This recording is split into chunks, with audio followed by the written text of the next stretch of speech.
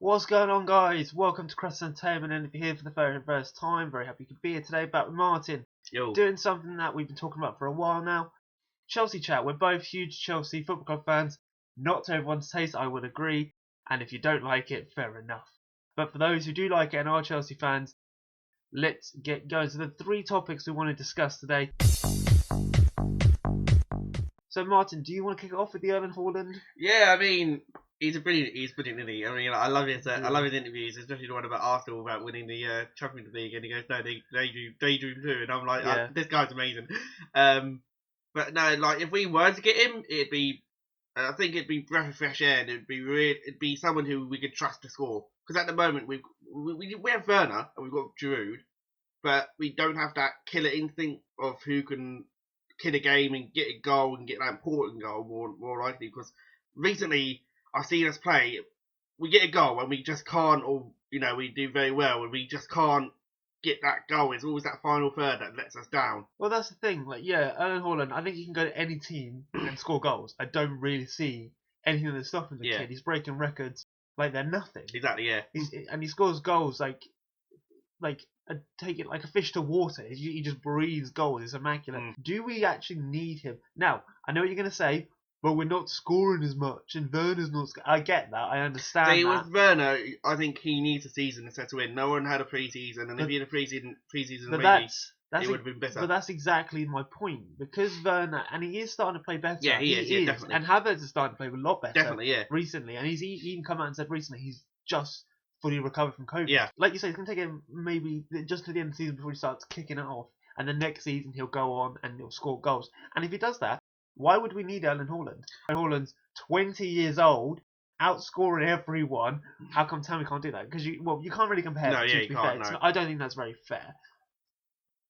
Like if Giroud leaves at the end of the season, we will have that third striker gap. And if Tammy doesn't renew his contract, he might be going as well. So I think Haaland would be a good fit for us. I think he'd be a good addition to any Maybe he team, could be in the next Drogba. We never know.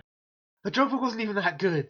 The thing is though, with Drogba, he always... No. Drogba scored some very important goals. Very important. But he was not as prolific goal scorer as people maybe remember him. I think it's more in the fact that, from what I know of him, that even though he didn't score, he was always involved in the game, if that makes sense. But that's the thing. Werner's doing that. If Werner's not scoring, his movement off the ball, his movement on the ball, his runs, they're brilliant. Everything he does is very, very good at the moment. Yeah, exactly, so I'm not really going to fault him for that. As long as he plays well off the ball as well as on the ball, I have no complaints about Timo Werner. None at all. But and it's not like he hasn't scored. He scored, 5 goals? He scored a few. He is getting there. He's getting there. So that's the question. Do we really need Erling Haaland? I think for competition's sake and goal scoring sake, we do. Right.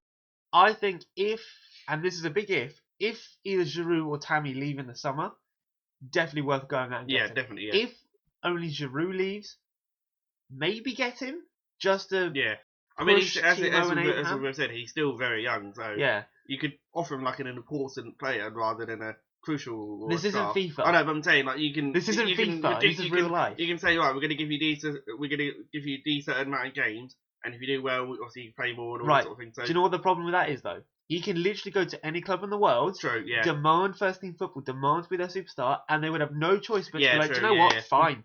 Because I know Werner can play on the left-hand side as well, so you can have him and Haaland. But Werner's not Werner. Haaland's rumoured to go into be like Real Madrid, Man City, teams like that. But then again, that's what happened with Werner last season. A lot of teams were after him, and we still were. But that was when the pandemic first got in full swing, and all the financial problems came in for a lot of clubs. So not a lot of clubs could afford Werner. True, yeah. Now the recovery's starting to take place with a few clubs, especially the fans will be let back in the stadium soon.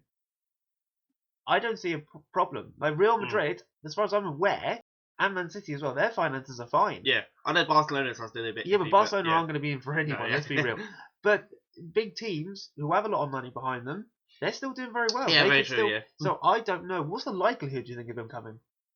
At the moment, I still think he might even stay at Dortmund because he's doing brilliantly for that team. Yeah. And why would you, if you're doing so well for somewhere, why would you want to leave there just because the grass seems green on the other side? Well, and he's 20 years old. He's 20 years old. I think he'd probably stay. I'll just stay if I didn't want to actually leave and I just heard all these rumours, I would just stay at Dortmund for a couple of years. Well, we'll see how it goes. Get my tally up, and then maybe when I'm 23, 24, maybe make that switch. Well, I think we'll see how it goes. But I would love to have El Haaland on my team regardless. I'd love it. Okay, so that was our thoughts on Erling Haaland and him possibly joining Chelsea, but at the same time, we are linked to every big player ever. We are. Yeah, we're always linked to this person or this person. Yeah, exactly. In every window, we're linked to everyone. So I don't. Donnarumma, that's someone. Yeah. Oh, yeah. Donnarumma, that's. Give it a Kepa. They can have Kepa. We can have Donnarumma. Yeah. No offense to Kepa, but. Do you want to Balaga? Yeah, no offense to Kepa. He's done very well the last couple of games he's played. To be fair. Tuchel, how do you think he's done so far? I think he's done brilliantly. Yeah, and I do feel bad for Lampard because obviously he's a club legend, but Tuchel's done an absolute awesome job of like harmonising every player. All he just needs to do now is get scoring, because even though we're winning games, but we're scraping them, if that makes sense. Always boring. Yeah, always boring. Always boring. But I think it's like 9-10 games we're undefeated now. I think it's 10. Yeah, 10, and it's just like, and if he can continue this, I think we've only had one opposition player score against us as well. Yeah, I think in 10 games, that's pretty decent. It is, yeah. But at the moment, I'm really enjoying him. I think he's a much better improvement on Lampard. That's it. No offense to Lampard, but Tuchel was just so much better. He knows what he's doing. But that does come down to a lot. That does come down to experience. Yeah, it does. Like Tuchel's managed at Dortmund, PSG, massive clubs, massive expectations, and he knows what he wants from players. And he's had years to develop his craft. He does. Yeah. Whereas, bless him, Lampard doesn't. Yeah. But Tuchel, yes, I agree. I think he's done immaculately. The only problem I would say, again, for you, would be that we're still having problems with that final third ball. Yeah, we are, yeah. And we can't bloody score. It is so infuriating watching Chelsea sometimes when we're not scoring goals. Problem is, either we're really boring or we just like play brilliantly and we score like 2 or 3 goals. Well, no. And it's like you just don't. At the moment, I just don't know. It's like tonight, I just don't know what Chelsea that's going to show up, because obviously. No, I don't think it's. I don't think. I just don't know which one we're going to show up, because they're either going to be boring or it's going to be really exciting. I don't think it's that kind of. I don't think it's that black and white. I'm not bored watching Tuchel's Chelsea. I think I was bored once. That was it. Even the Leeds game, and that was 0-0. Even that, for parts that was brilliant though. Was exciting. It was good football. Just no end result. Yeah, exactly. Yeah. It's just a bit unfortunate. That was the story of two different goalkeepers having brilliant games. So that Mendy when he reached out his hand. Great save from Mendy. Give him credit. I'm glad that Mendy's done as well as he had. Yeah, I am as well. Yeah. And I'm glad that Kepa can look at Mendy and think, do you know what? I think I need to up my game. Yeah, he did. In the last 2 games, he did very well. Pass around the back and then giving it back to the keeper. Yeah. And then Mendy just kind of like panicking. Kind of like pushes the ball to the side with his foot, waits 2 seconds, has the press of the opposition, and then he just kind of scrambles the ball away. It gives me a heart attack. Like heart in mouth kind of situations that we keep putting ourselves in that we don't need to. And if Mendy had one issue with his game, it's his distribution. Yeah. He needs to get that sorted, because it's getting on my nerves. It is, yeah. And I've noticed that recently in the last couple of games, especially like Leeds and the one before Leeds, can't remember what one was that. But just watching him, I'm like, you're a brilliant goalkeeper. Stop doing what you're doing, because you don't need to do that. You just kick it up the field, or if you find a player, pass it to the bloody player. Yeah. We need to be quicker in our incisiveness. Yeah. We need to be more incisive. We need to be more clinical. Those are the 2 criticisms I'd say I'd have of the team at the moment. Because we rely on Mount so much, because obviously I think it's because just how brilliant he's been for the last 2 seasons. He's been absolutely brilliant. He's been our best player, personally, I think. Oh yes, I agree. For the last 2 seasons, he's been our best player. I don't care what anyone says. He's been absolutely brilliant. This season, yes, definitely. Last season, that's the reason we rely on him for creativity, because he could get into those pockets of space and just go, right, I'll take on this player, pass it. This season, I definitely think Mount's been our best player, definitely this season. For me, last season, it'd be Kovacic. Right, guys, that was our thoughts on Tuchel and how we thought he's been doing, and I think overall, we're very, very happy. Yeah, I'd say Tuchel's brilliant. I've got no real I can't wait to see what he's like next season, when we've had a pre-season. Yeah. He's maybe brought in 1 or 2 players that he wanted to bring in. That brings us to our final topic, the Sheffield United game. Right. First off, score prediction. Go. 2-0. 2-0 Chelsea. Yeah. No, I have to agree with you. I don't think we'll win 2-0. I reckon we'll win 3-1. Oh, fair enough. I say 3-1. I definitely think we should run ragged. This is a team we should steamroll. Yeah. So, and no disrespect to Sheffield United, I loved them last season. Oh, I yeah, thought they were I think brilliant. I think what it was the pandemic hit, and then we had that sort of like 2-3 months off football. No, it's got nothing to do with that. I think that's what made them sort of like. I think it's got nothing to do with that. Just stopped. I think it's got nothing to do with that. I think they lost Dean Henderson, and that just completely crumbled them. They are going to get relegated this season. Yeah, definitely. But I do hope to see them in the Premier League again sooner rather than later. I think they're a great team to have in the Premier League. Right, so that was the prediction. So 2-0, 3-1. Right, goalkeeper for the predictions. I think Mendy.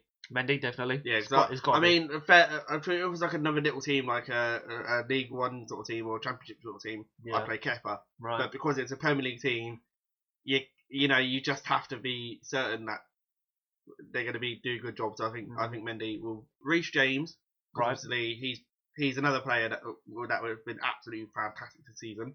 On and off. For me, I think he's one of those players that whenever I see him play, he can do no wrong. That's just he can. Defense, I think you've got Kurt Zoom. No, Kurt Zoom is injured. Rudiger. I don't know. I think you'd have Rudiger, Aspi, and then I'll have Zuma there if he's not injured because I'm not too sure. Okay, and who's on the left wing back? Chilwell. Right. So I'm kind of with you there. For me, on the right wing back, who did he have there last? I probably would go Reece James. If it was up to me, I would choose Reece James. He's very creative. I would have Christensen, Rudiger, Aspi, and then on left wing back, I'd have Alonso. So yeah, maybe tonight you could play Alonso. Chilwell is not adapting to that left wing back role, not that well at all. It's very odd because he played that a few times under Lampard, and he did very, very well. It's going to have to be Kante and Cover. Yeah. As a double pivot, it's going to have to be. And then in front of them, I'd have Havertz through the middle. Pulisic on the left, Hudson-Odoi on the right. Yeah, that'd be me. Yeah, I can understand that. Yeah, I mean, I would like to see Werner play. Okay, that's striker. Let's go. What's your midfield? Do you agree with that? I agree with you, mate. Kante and Kovacic. Maybe even put Gilmour in there. That's a shout. Gilmour instead of Kovacic. Gilmour. That's a shout. Every time I've seen him play, he's Sheffield United. Actually, that's a shout. Gilmour. Yeah, that'd be good. Gilmour and Kante would be quite good. Pairing, I think. So I'm going to say Gilmour and Kante. Okay. So yeah, I think Gilmour and Kante. I agree with you with Havertz going through the channels and into the middle. And then I think on the left hand side, Pulisic, I agree with you. And then I agree with you on the right hand side. It's either going to be Ziyech or Well, we know it's going to be the Hudson-Odoi or Ziyech. I think it's going to be Ziyech. You reckon Ziyech? Yeah. I think Werner will get a first goal as well. I'd have to agree with that. Yeah. I'd have to go Werner. I love Giroud, but I'd have to go Werner. I mean, and Tammy Abraham at the moment, he just every time again he's one of those frustrating players because he'll just stray offside so easily. It's like you don't need to bloody do that. Watch the line. I know because he is a quick player. So he's a quick player, and I think obviously he's still young. So at the same time, the bloody VAR offside rules are getting ridiculous. It is. Yeah. I mean that goal we got against Liverpool with Werner.